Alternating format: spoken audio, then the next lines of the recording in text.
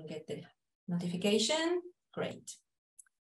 Let me say some words to introduce Bruce. But first, the first time I have attended a Metaversic event was exactly a year ago at an online conference.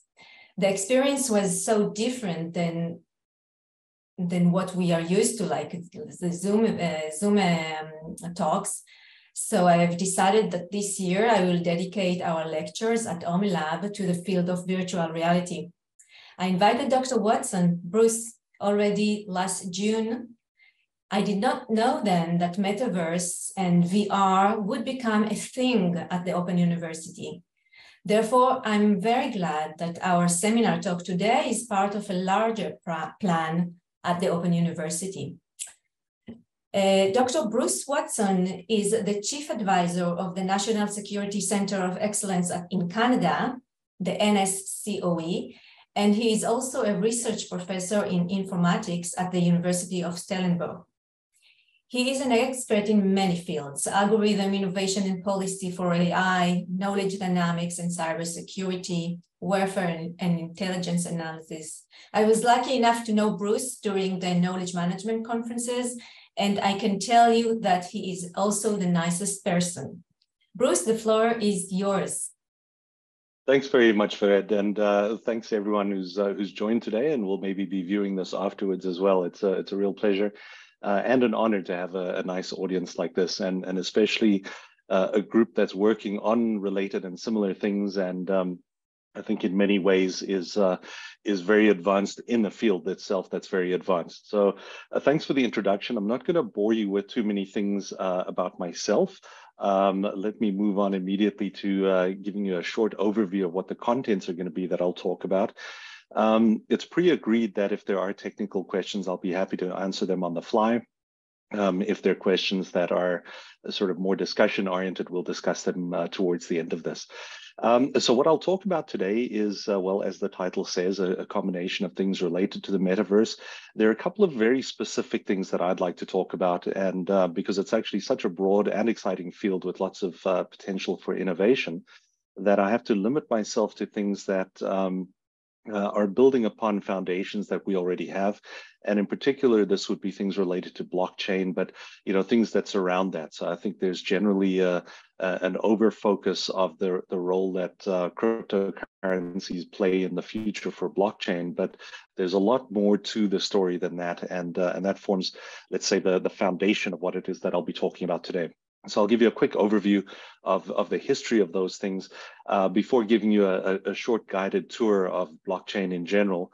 And those of you that come from a computer science and perhaps engineering background will already know the details of that kind of thing. So I don't think I'll tell you something new there. Those of you that come from application areas might be interested then in seeing something under the hood of how it actually works.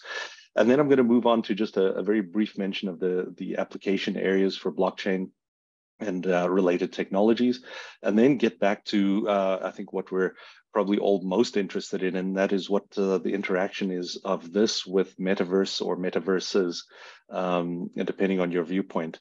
And then finally, I close off with a couple of things that are very loosely related, but I've mentioned occasionally to people as things that I suspect are deeply related, but we don't have enough research stamina yet to tackle those other things. So let's dive right in and talk briefly about a guy that maybe mathematicians in the group will have heard of, maybe a few computer scientists, but I think unfortunately the majority of people have not heard of David Chome. And he's, as far as I know, still based in the United States, but he spent some years in the Netherlands, in Amsterdam in particular. And I think it's fair to say that that this is the guy who's actually the father of blockchain. So, many of us know of blockchain as having emerged with Bitcoin and being deeply interwoven with cryptocurrencies. But he came up with much of this a couple of decades before anyone else was even thinking of Bitcoin. So his thesis and seminal paper was called Computer Systems Established, Maintained, and Trusted by Mutually Suspicious Groups. So the fundamental principle is that he's got a group of people that are attempting to co-maintain data structures distributed ledgers, or what we nowadays call them, and they're suspicious of each other. They may actually be acting with malintent sometimes as well, and they do want to get to the end result of having a reliable and reliably maintained system. So these are the foundations that you need for things like cryptocurrencies. Back in the 90s, he formed a company where it was called Digital Cash. So this is very much along the same track as Bitcoin. He did a lot of the foundational work in these so-called consensus algorithms, which are then also the foundations for a lot of Bitcoin, and then moved into areas related to digital voting or e-voting, where he made a lot of progress as well. So as I say, this predates a lot of the Bitcoin and the later Ethereum and other efforts as well by really quite some decades. And it's a little bit sad that it got parked more or less academically then for people to hopefully build upon. But it took a bunch of hackers throwing together something to make it really viral and popular. So, okay, that's a little bit of the prehistory. As I say, the research group surrounding that is still very much active. So there's it's in no sense faded away or gone away. It's just taking a slightly different tack. So let me dive into a little bit about blockchain then, because I think most people have the luxury. I would say it's a very good luxury to be able to just think of blockchain at a superficial level and think about what it can mean for me. But it's interesting to have a quick look at what might be happening under the hood so that we can then discuss meaningfully how this interacts or potentially interacts with, for example, Metaverse. So what is blockchain? Well, it's really just a distributed data structure. There's some excellent work that's already been done in distributed systems and distributed data structures without all of the machinery of blockchain. And those people are now sort of taking over some of the terminology from blockchain, which is a welcome detour, because it helps unpack it in terms of decoupling it from cryptocurrencies. So we have these distributed data structures. They're typically formed as links, linked lists, in fact. There is a need for actually making them directed graphs and preferably directed acyclic graphs, although there's nothing intrinsically in there. And we'd like to be able to store something on these blocks in the blockchain, and those things are typically called transactions for obvious reasons. Now, we would additionally like to be able to make them tamper-proof in some fashion. So this is this notion of immutability. In principle, once we've actually added something to the blockchain, we'd like someone to not be able to mess with it or otherwise adjust it. We prefer that it's decentralized. So this comes from this mutually suspicious factor. We'd like this to actually live as much as possible everywhere and not in one particular location. So it means duplication to an extent, but it also means having individual sites contain a higher than average amount of entropy or information living there. There's a need for strong security. So this actually fits with immutability to an extent, but it's not quite the same thing. Both of those notions are built on cryptographic primitives. So strong security really is about keeping it secret, and the decentralization is about keeping it available. And of course, immutability is about the integrity of the system. And this comes down to this notion of this distributed ledger. So I don't come from a bookkeeping or an accounting background, but ledgers in general, places to collect and record transactions, are for a couple of thousand years already the way of doing that kind of bookkeeping. And we'd like to be able to do this in a decentralized or distributed fashion. So continuing with the different flavors of blockchain, there are two principal flavors. I mean, the Venn diagram that you see on the right here elaborates on a couple of other sub-flavors, but what it really boils down to is that we can make public blockchains or permissionless blockchains, so anyone can actually approach them, do something with them, interact with them. It doesn't mean that anyone can randomly put something on the blockchain, but it means that you don't need special authentication beforehand to join the club or to attempt to see something on the blockchain. We'll get back to what that precisely means in a moment, but the alternative to that are these private blockchains or permissioned blockchains. And these work in very much the same way as typical enterprise database systems work, where there's a notion of a closed system. We'd really like to not have just anyone walking in and accessing the system. So at every point, someone needs a user ID and a login or multi-factor authentication and things like that. So these are essentially the two universes There is an intersection in the middle there, this so-called hybrid blockchain. So there are lots of possible use cases for things that live in smaller subsets within this in the Venn diagram, but we'll stick to the two principal versions, and in fact stick a little bit more to the permissionless ones, because these more closely resemble the cryptocurrency world. So these things, in order to do things in a permissionless fashion, we actually have, sorry, let me just quickly find my cursor here. We actually need to have hashing algorithms. So I mentioned already cryptographic primitives, but for those of you that don't come from a cryptography or mathematics background, in a nutshell, these things that underlie all of that are typically called cryptographic primitives.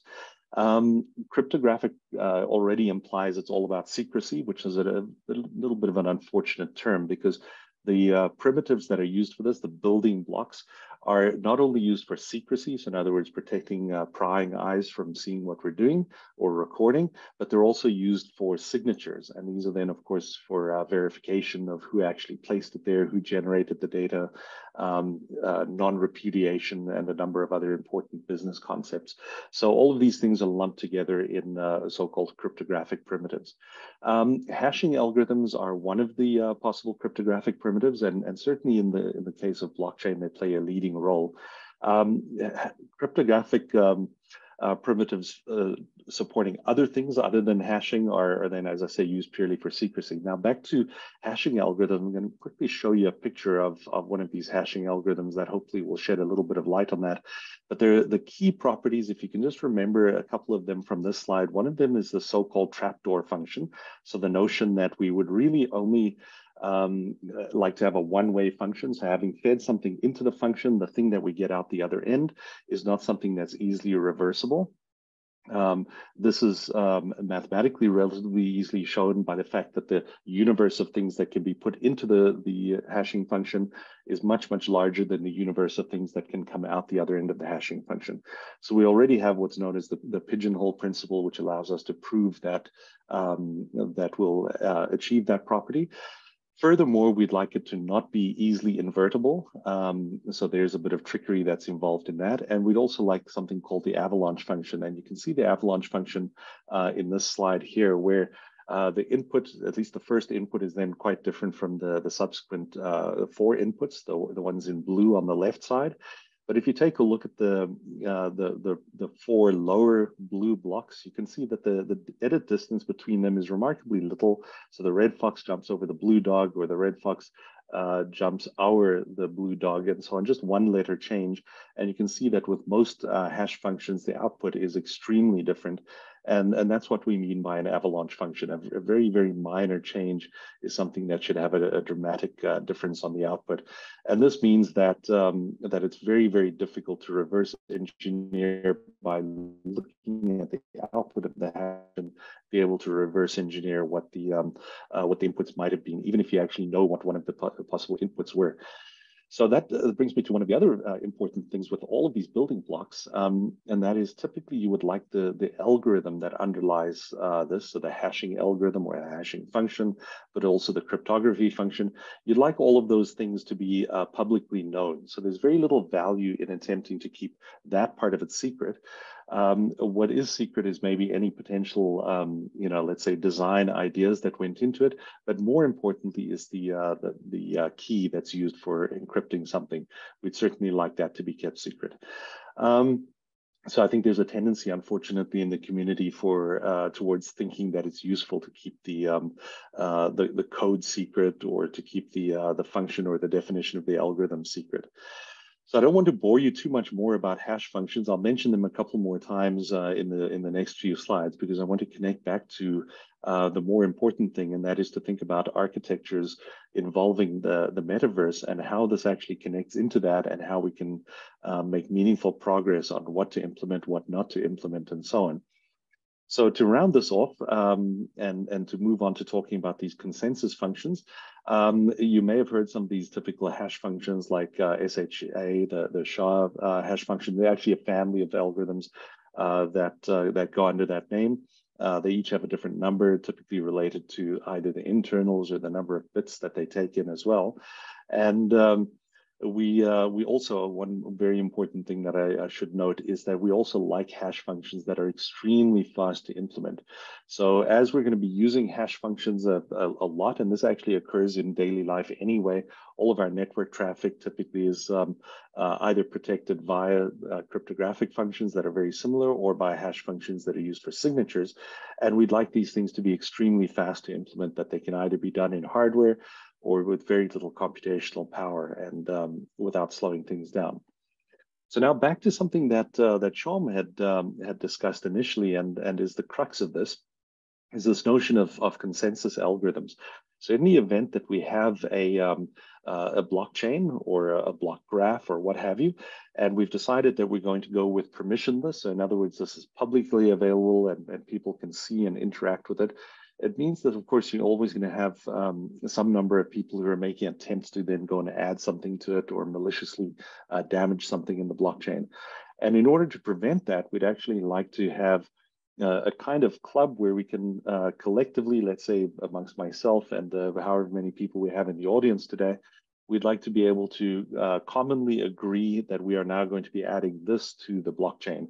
And we may not fully agree with the details of the data that's being added, but at least we can agree that this is the data that's being added. We can all agree and sign that, and we can then plop it onto the blockchain. Now, getting true consensus, in other words, polling all possible people on Earth to agree on that is absurd. So the way these things typically work is that you have a smaller pool of people involved in offering their opinion, and you'd like this pool of people to be large enough that that it doesn't get dominated by one smaller clique of people that then possibly opens up the system to being manipulated. You'd like it to be large enough, in other words, that it reflects the community behavior, if you will. And there's kind of a happy medium in there. And the Bitcoin people initially, and subsequently all of the blockchain community has taken to calling those people miners. And of course, now that we've moved on to other kinds of consensus algorithms, the term mining is not always the most appropriate. So there are a couple of different possible ways of doing this. There's this notion of proof of work, which is the one that comes in with certainly initially with Bitcoin and with quite a number of the other cryptocurrencies, Ethereum at the beginning as well, for example.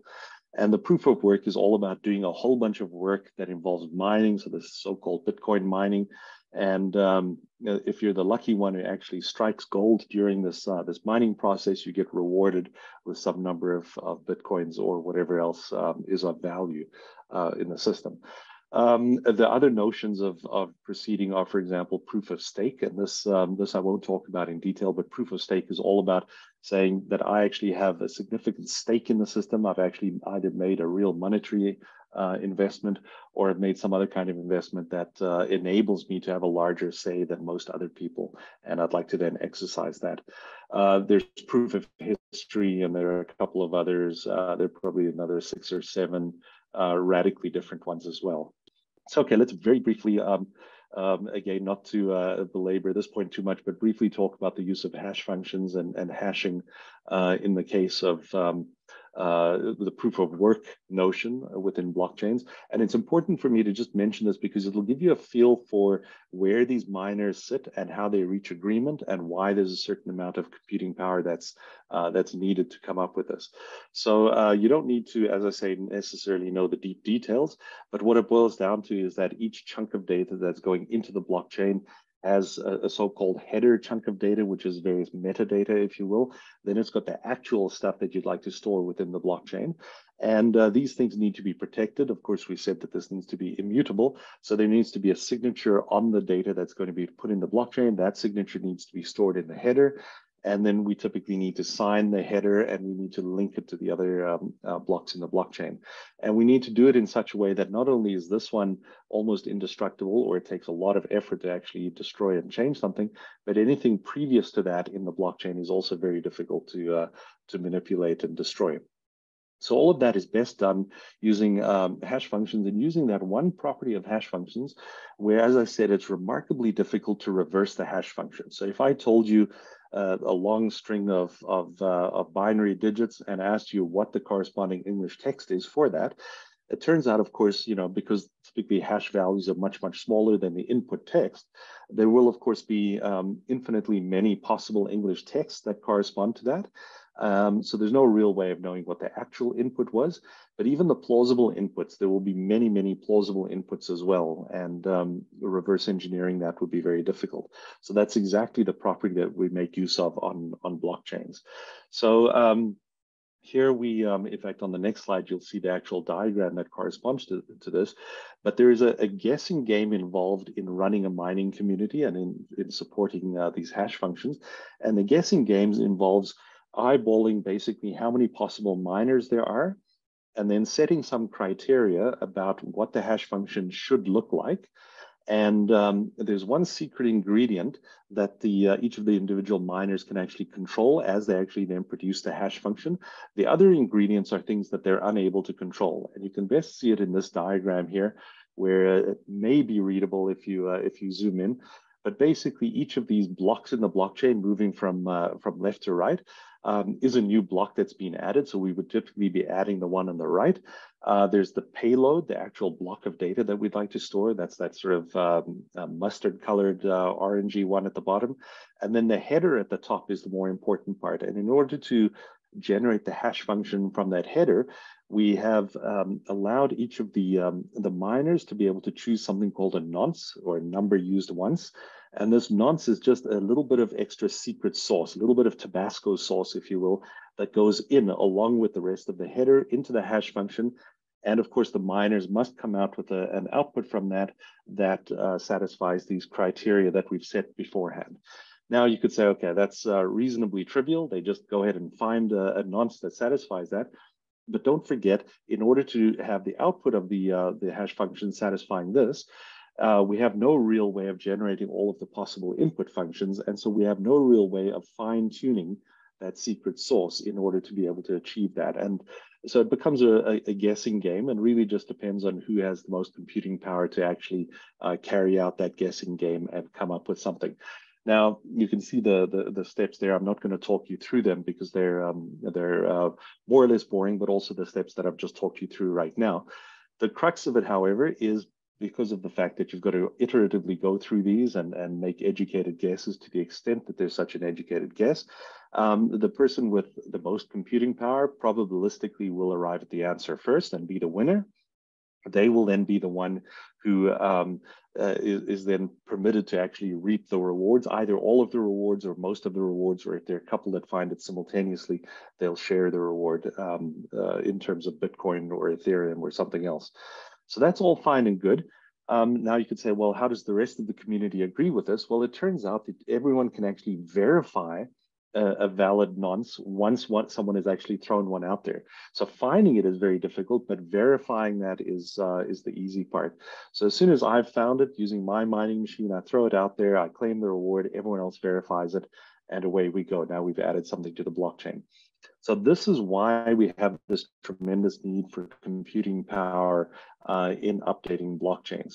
Now let's skip over a couple of things and just briefly mention a couple of the application areas. I think everyone will be very familiar, especially, I suppose many people in our community have lost money with FTX in the last weeks. So, very volatile, but very exciting industry, cryptocurrencies. It's been a place to go and make huge amounts of money over the last few years. It's worth saying that certainly if we take a look at the metaverse, it's more or less a mandatory technology, because we of course are moving into a space where we fully need to virtualize these things. And it's not just the currency, but things like NFTs. Many of you are familiar with non-fungible tokens.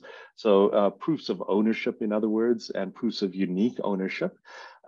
These things in normal life, we would typically be able to exercise these using paper and using the physical presence of an object. So I can typically then point to my house and point to some additional paperwork and then make the claim that I'm the unique owner of this house. And of course, there can be arguments over that, but they typically get worked out the legal route. Now, in the metaverse, we're in a completely different space. We, of course, need things related to NFTs, regardless of what we end up calling them. We need records of ownership. We need records of uniqueness of ownership. We need currencies and the ability to transact on these things. And transacting on these things is something that's best done using smart contracts. So I think a number of you will also be familiar with smart contracts, and these are the latest addition to the arsenal of the blockchain group. And the smart contracts really just are a way of putting a contract that's in some sense a living contract onto a blockchain. It may or may not be a blockchain that actually is also part of a cryptocurrency, but let's say it is. It sits maybe on the Ethereum blockchain, and it's a smart contract in the sense that it's alive. It's keeping an eye out for its potential triggers, and we do this kind of thing in real life as well. So if you happen to actually be playing the stock market, you know all about put and sell orders.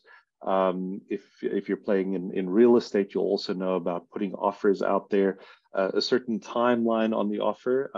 There's maybe a concrete offer on the amount of money, but then it's contingent upon a number of other factors.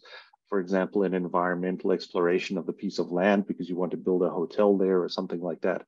So all of these things are concepts that we're very familiar with in real life, and they become much more complex, of course. You know, if you're doing this at scale in real life, you'll often have contracts which depend on other contracts, and they depend on the ability of your business partner to obtain financing, and they co-depend on some other outcomes regarding the financing of the seller.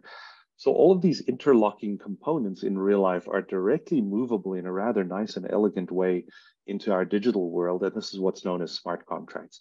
Now, the bad news is smart contracts, at least until now, are very much expressed in terms of normal programming languages. So coming from originally from a programming background, I can assure you that this is actually a terrible idea. Languages like C, C++, but also much newer and more elegant languages like Rust and Java are highly inappropriate for this kind of thing, simply because they allow for almost unbounded computing power. And so there are ongoing efforts to restrict the kind of things that you're allowed to do in writing out a smart contract. And the reasons for that are, well, to disallow completely arbitrary behavior. Additionally, we'd like to disallow any possible disputes about where exactly this contract gets executed. It's known, for example, that a C program on one machine may not have the same behavior as on another machine. So there's some potential for subtle differences like that in real life.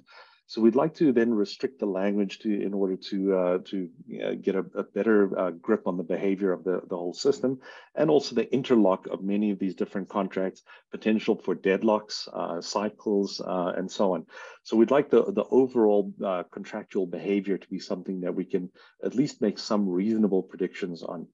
That's maybe something more interesting for the regulatory people than for people actually writing them. Of course, if you're inclined that way, you'd ideally be able to write contracts and smart contracts in a way that's actually somewhat deceptive to the other potential parties. So, okay, I'll skip over this slide and the next slide. There is an approach to this kind of thing, and you'll see if, well, you may not be able to zoom in enough, but you'll see that this is a brief mention of my own book. I'm not advertising here. I would say that you can easily find a digital download somewhere. But there is a lot of work that's been going on for many, many decades about the correctness of software. And this is a movement that actually really needs to be brought to smart contracts, and more importantly, brought to smart contracts especially if they're going to live on that border between the metaverse and the physical universe, and cross the border between these. We'd like to know something about the behavior of these things, especially if there's a possibility of things being manipulated within the metaverse side of things. So, okay, it's taken me that long to get to the metaverse. So I'd like to then, just very briefly mention a couple of things introductorily regarding the metaverse, because the remainder of my time I want to rather spend talking a little bit about blockchain and how it fits within the metaverse. I think it'll be one of the key players, for the reason that we need, these notions of ownership, digital ownership, uniqueness or non-uniqueness of ownership, crossing back and forth between them and cryptocurrencies as well. So the metaverse, I don't think needs by now much introduction. I like to put this picture up there because So this is Neil Stevenson, by the way, but metaverse is I guess, a concept, certainly in science fiction and various other dystopic novels that's cropped up many times in the past years. Hasn't always gone under this name, so that's actually nice that we now have a bit of terminology for this. And Vered very correctly introduced it at the beginning as being something that's exciting and at the intersection of a number of key technologies right now as well. So how to actually interweave this in a meaningful way. In the last weeks, of course, I think everyone will have seen that there's a small amount of pullback by Meta, the parent company of Facebook, regarding a large-scale investment in this. Personally, I think that's only a temporary move. I think it is more or less the future for a company like Facebook and for many of the other social media companies as well. So I view that as being a temporary hiccup, shall we say. And then the last thing I do want to mention here before we dive in is the notion that digital twins can play in this. So you may be familiar with digital twins as a way of creating a purely digital mirror of some physical artifact out there. And excuse me, many in the mechanical engineering industry have actually been using digital twins for a long time. So airlines, for example, but also motor vehicle companies, Formula One, certainly, where they have a lot of money to throw at this kind of thing. They'll typically have a digital model which tracks the behavior of the actual physical artifact in real life, a particular engine, and being modeled back at the car company. And of course, it means that they need to instantiate one of these models per individual car that's out there. They also typically then need a certain amount of telemetry back to the main system in order to be able to keep this in sync with the real life artifact. And the reason for that is to be able to make accurate predictions. So it sounds kind of creepy, but certainly in terms of knowing when your vehicle needs repairs, or when your airplane engine is due for some urgent or maybe preventative maintenance, these are the kinds of things that we'd like to be able to know well in advance. So I think there's a very rich area of research, which I'm not going to dive into some more today, but I think if anyone's looking for an exciting upcoming PhD topic, it would be related to that. So what are the enablers and motivations? Well, as I said at the beginning, Vered also indicated what these are. In short, we've got just ridiculous amounts of computing power available to us nowadays. It's also connectivity, the amount of bandwidth, even here in places like Southern Africa. It's remarkable how good the bandwidth is. We've also got ways of actually interacting more directly with VR and augmented reality, and this is just to do with the quality of visual devices. So we no longer have to have a specially outfitted cave or various curved screens around us. We actually can have these at a reasonable price point on direct projection devices that are on our heads. And then there's something which gives the revenue people typically a heart attack, and the central banks, of course. And that is it breaks open a whole bunch of exciting things. So I would say this is the new Wild West in terms of laying a stake there or creating a metaverse-based company. Because simply put, there are very few grips yet on notions like taxation and jurisdiction and ownership and intellectual property creation, something that's created in the metaverse and migrates back to the physical universe. Do we have proper proofs of ownership of that? And we already know some countries are, for example, disallowing patent applications when the applicant is an AI. So I think we can foresee a number of interesting digital roadblocks that pop up there. So in order to facilitate these things, and these really do need to be facilitated, because having a metaverse without having these things related to taxation, or maybe the lack of taxation, but currency, proof of ownership, and so on, smart contracts as well. Without those things, the metaverse, of course, just remains a kind of toy environment. And it's fairly clear that the large corporations would like to monetize this for their own reasons, of course. And for the rest of us, we can, of course, also piggyback on that, and by all accounts, certainly benefit from the fact that we can have all of these mechanisms also in the metaverse. So a couple of observations, and then the coming 8 or so slides are going to be different variations on how things can be positioned in the metaverse. A couple of these observations, though, one of them is that the metaverse owner has arguably infinitely more computing power than anything that lives in the metaverse. So hopefully everyone finds that a reasonable statement. Some of you techies will even find this a self-evident statement. But obviously, whoever's running and hosting the entire metaverse or owns the data center, whether it's Meta or one of the other large companies, they will have essentially the power of God over the actual metaverse and whatever exists inside the metaverse. And correspondingly, any computing power that's used or applied within the metaverse is something that will be intrinsically weaker or slower or both. So it's not really possible to make an end run in terms of computing power around this barrier of the metaverse versus the physical universe. And at the end of this, by the way, in the weird things to discuss category, I can also maybe just briefly mention that, once we have metaverses within metaverses and, even within other metaverses, we'll have a hierarchy of these things, and we'll have a real need to allow things to cross between these barriers. So, okay, back to this. Now, various metaverse architectures. Well, this is where I hope to stimulate discussion. I want to just go through these and present observations about how these things fit together, because this is precisely where the open problems lie, and there are more problems, as I said on the second slide, than solutions. But once we at least identify the problems and taxonomize the problems, we can get going on solving them. So on the left side there, you see the metaverse. I had to choose a graphic for that. There's the meta versus physical barrier. So that's the vertical line in the middle.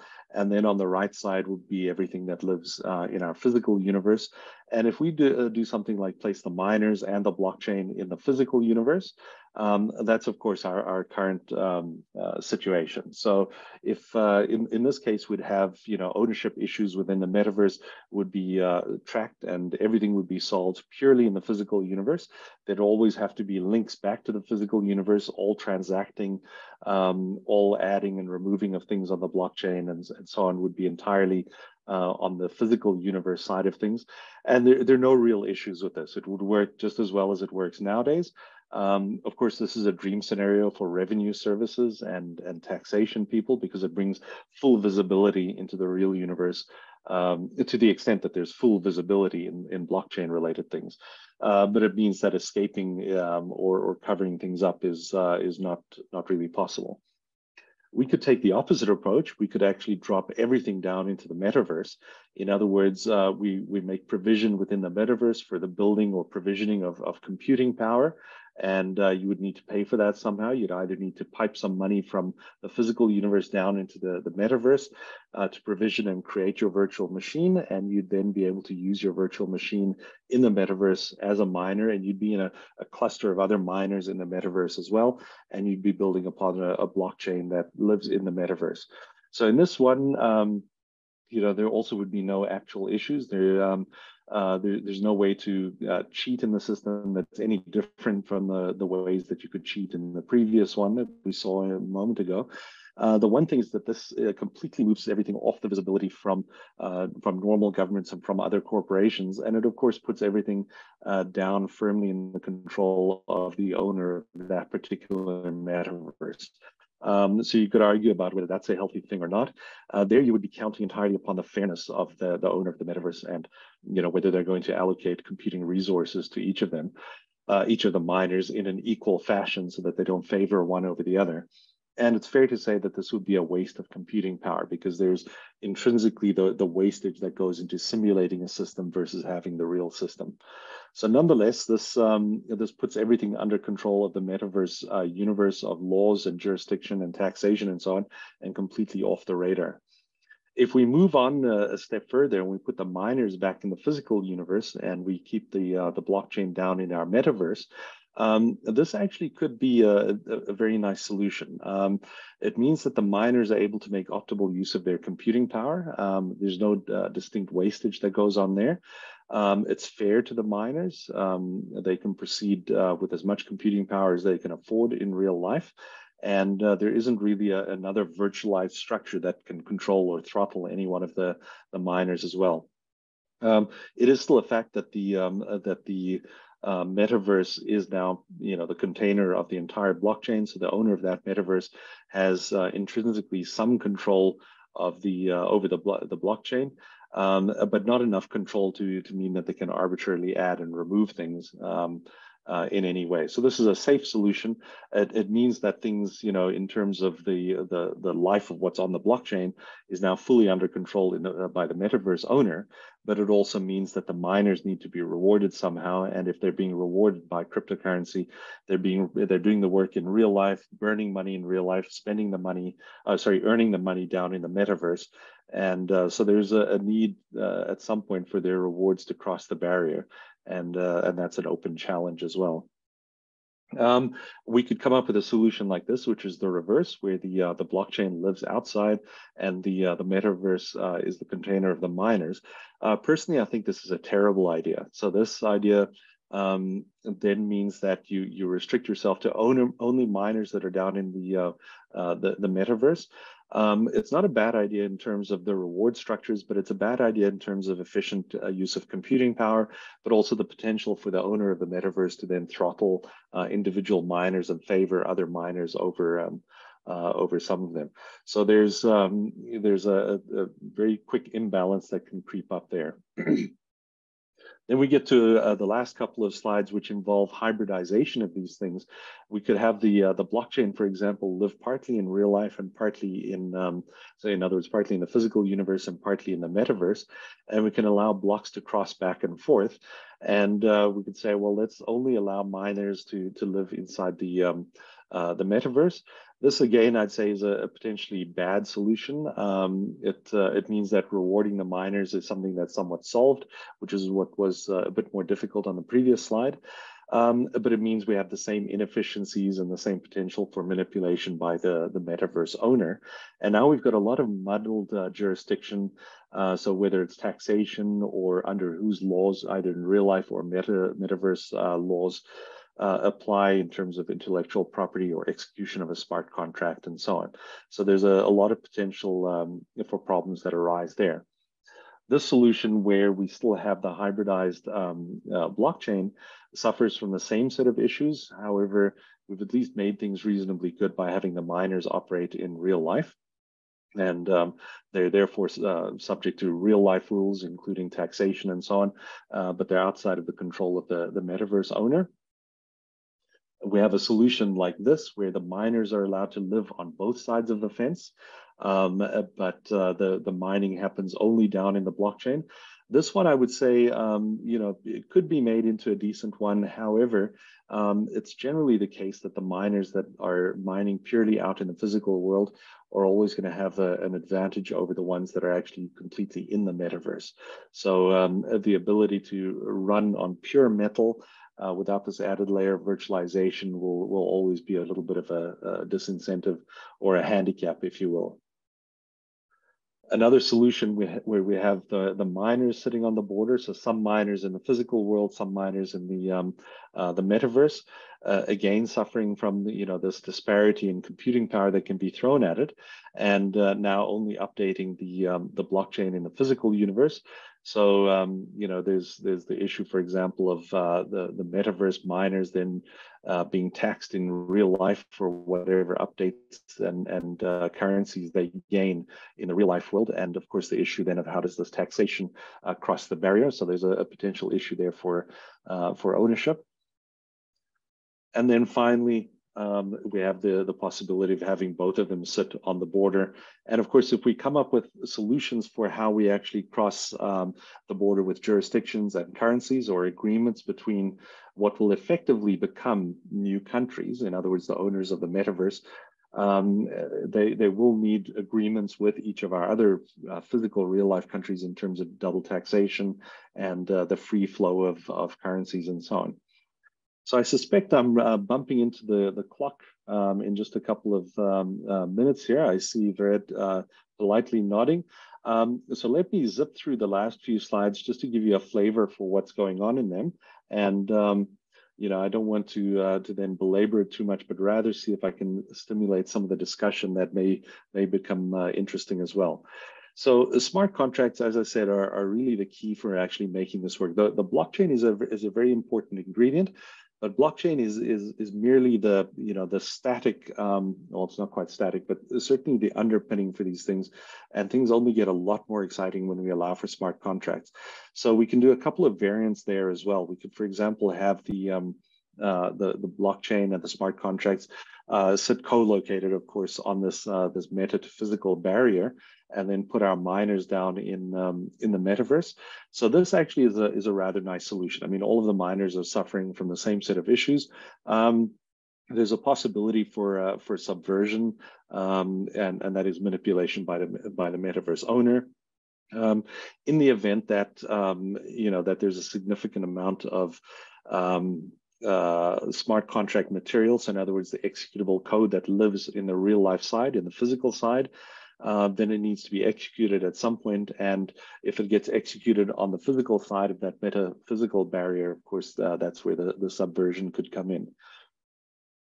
We could have things positioned a little bit differently, so that there's typically only the inbound in the one direction application of smart contracts. And I won't talk about that more right now, but it might be one of the things that someone in the audience would like to dive into.